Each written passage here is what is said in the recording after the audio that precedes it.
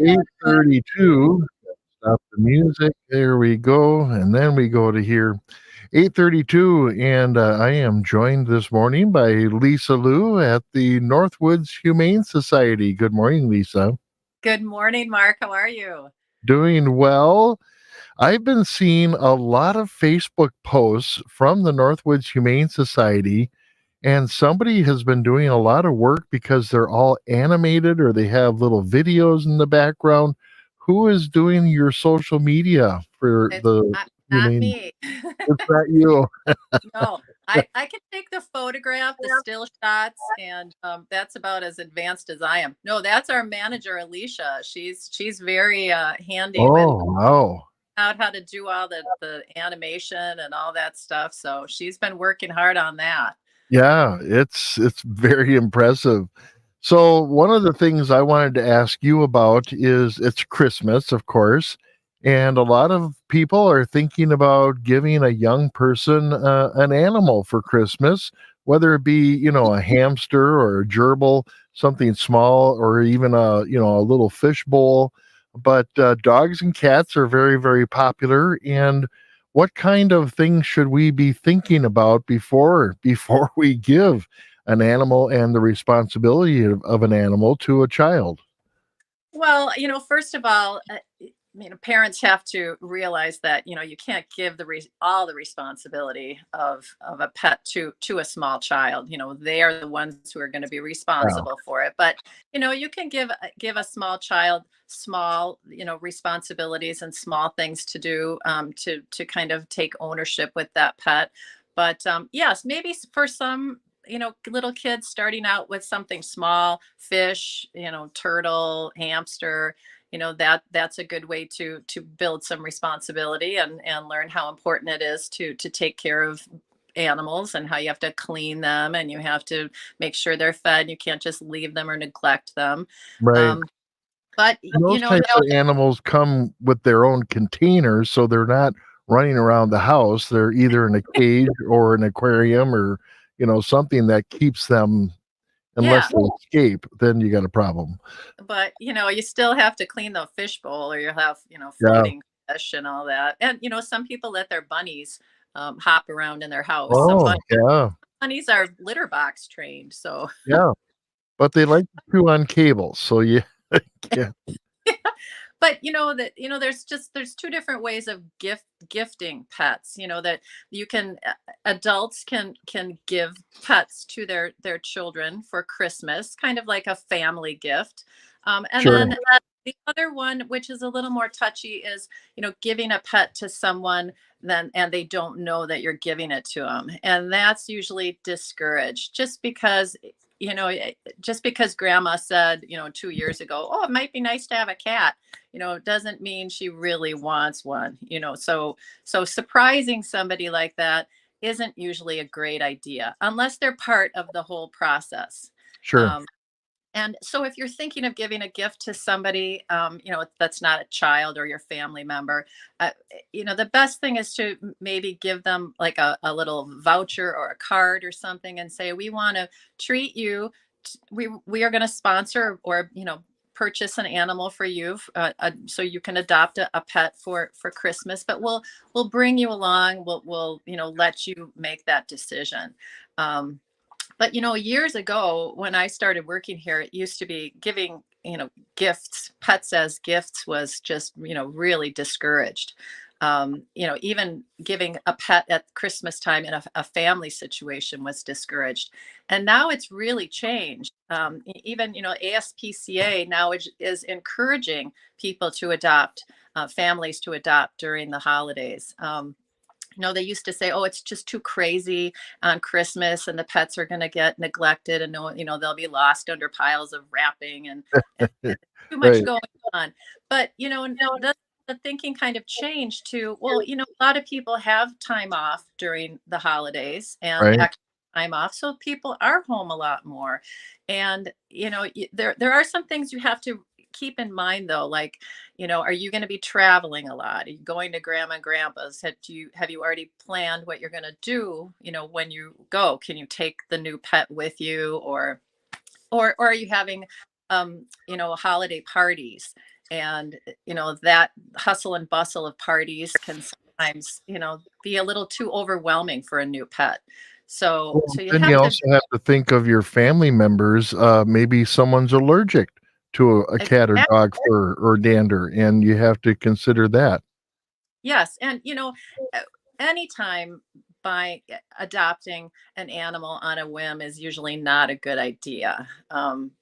Planning ahead and making sure that you've covered all your bases. I mean, that can be adopting a pet and giving it as a gift to your family for the holidays is can be a wonderful thing. Yeah, Um, yeah, in fact, there are some shelters now. These are in like bigger cities. There are some shelters now that have these huge programs called Home for the Holidays or whatever they want to name it, where people are encouraged to come in, like the week before Christmas and pick out a pet. And then they hold the pet at the shelter until Christmas morning. And then they have volunteers who come to your house and Oh, wow. usually they're dressed up like elves and they Right. come to your house, deliver your pet. And it's become a huge thing. A lot of the volunteers are fighting for positions to do this because it's Wow. a really heartwarming, fun thing to do. Oh, and sure. Yeah, I and bet. so it's already been planned out. The parents have made Wow. made the plans and know what's going to happen. So Right. yeah, ASPCA did a bunch of a bunch of research, and they tested, are there going to be more relinquishments after the holidays if people give Sure. pet gifts? And they found no, that people are still, that there's no negative effect on that emotional bond that people have when they receive a pet as a gift. And that, very high percentage of pets were still in the home after Christmas. So it's not Well, a bad, but you one way have to. that people could, sorry, excuse me, but one way people could maybe try a pet is Northwoods has a foster program, and maybe foster that animal for a week or two and see, how that works out. And you can then end up, usually people who are fostering pets are usually adopting that pet after a few weeks. Yes, foster failures, we love them. Although then we lose a foster, but Yeah, yeah, that's another good thing. And there also are some shelters across the country that do, the Christmas or that weekend, they will try to find people to take the dogs and the cats for Christmas, just to just give them some sure. relief, kind of like a overnight stay. So they're not alone on Christmas night. Yeah, So yeah, there's a lot of different before you make that commitment. And yeah, it should never be a last minute, I'm going to be the hero by bringing home a puppy for my kids. And, you need to do your research. And, you know, right. we, we had three kittens adopted yesterday, and the one young man adopted a kitten, and he had already thought it out and had his plans in place. And the second was a mother who has two kids, and so this was going to be a surprise. Neither of them knew she was. Ooh, probably shouldn't, in case they're listening. Um, know that and I don't know if she was planning on having another family member hold the kittens at their house and bring them over, but I've had people do that before too. They've adopted and had the cat stay at another family member's house for until Christmas morning. Sure. Yeah. So yeah, it's not a bad thing as long as you do your research, as long as you have a Right. plan in place. Like, don't adopt a puppy and then be like, oh, we forgot we're going on, a trip tomorrow Right. for a couple days. And yeah, it is a busy time, and there's a lot going on and lots of gifts, and the kids are being normal kids and running around and squealing, and it could be a little intense for some new animals, if you've Right. got a nice quiet place where they can get used to being in a new home. So Right.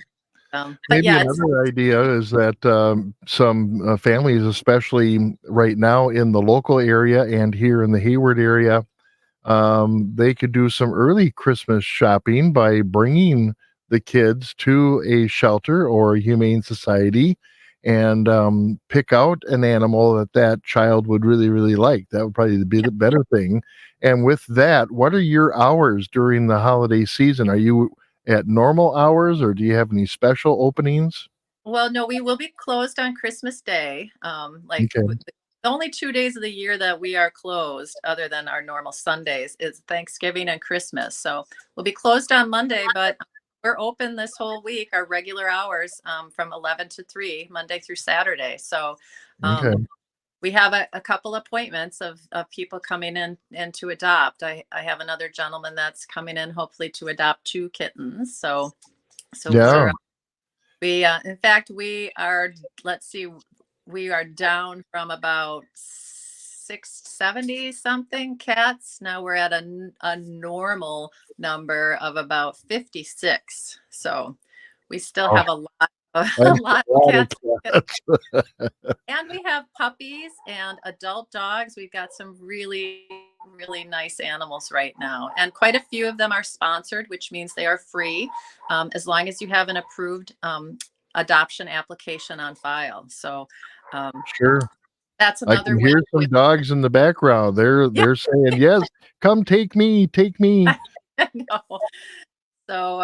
So yeah, we've got a lot of really nice animals, but you do have to go onto our website and fill out that Yep. pre-adoption application, and then you can schedule an appointment. And so yeah, we're hoping to find quite a few more homes for the holidays. Yeah. And the website is Northwoods Humane Society.org, or they can give you a call at 715-634-5394. Any special animals that you usually don't get any sort of exotic animals there, right? Or do you, when you Well, do get those, you pass them on to someplace else that can handle that exotic animal? well, we usually try to find a place for birds right away because they just can't handle the stress of dogs and cats. And but we haven't had a lot of small, you know what do they call them, pocket creatures or pocket pals this Okay. year, like hamsters, gerbils. But we do occasionally get those. We've had some chinchillas. Bunnies are can be really popular too, but we haven't had a lot of those this year. So um, there are some other shelters that have a whole wing with, I think the Wisconsin Humane Society in Milwaukee has one whole wing that's just full of, gerbils and hamsters and Oh, mice. sure. Yeah. mice. But we don't have any of those right now. Just your puppies, kittens, dogs, and cats. So, and right now we've got, let's see, we've got about, I would say, 6 puppies that are available for adoption. There are some lab mixes, and they're all going to be kind of big puppies. They're all a little on the chunky side, Sure. but very, very sweet. And I think I would say I would have about maybe 13 kittens that are available for adoption too. So um, and we have quite a few dogs that are limited to being in homes with no other dogs or cats. So, Okay. and then we have some grumpy cats that want to be the only one in the house too. I own a grumpy cat, so I waiting. Uh, Oh, hey, I also wanted to give a thank you to the LCO University for inviting some kittens to come out last week. So oh, we've been doing this for a couple of years during finals week, and if I'm not too busy during midterms too. They invite me to come out with some kittens for the students to kind of de-stress in between their exams. oh, And sure. so it's really nice because they put me in a little room off of the library where you can shut the Mhm. door. And Carol, the head librarian, is really, really helpful, and she's a lot of fun. She just adopted a cat like a year ago. So she comes in and hangs out. And so students come in between exams, and lots of nursing students came in this time. And I think I had about 7 kittens that were just running all around the room, and everybody comes in with the toys, and they play with the kittens. And Sure. yeah, it's a nice That's way a for that's a great idea.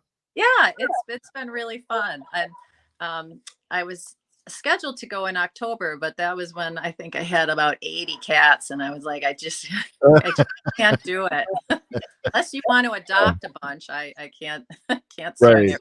Yeah. Oh, man. Yeah, it's been a lot of fun, and we've had some adoptions that have resulted from that. So Mhm.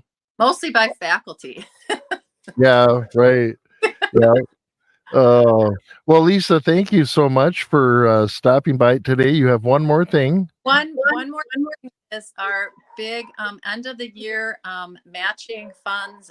Yeah. Matching.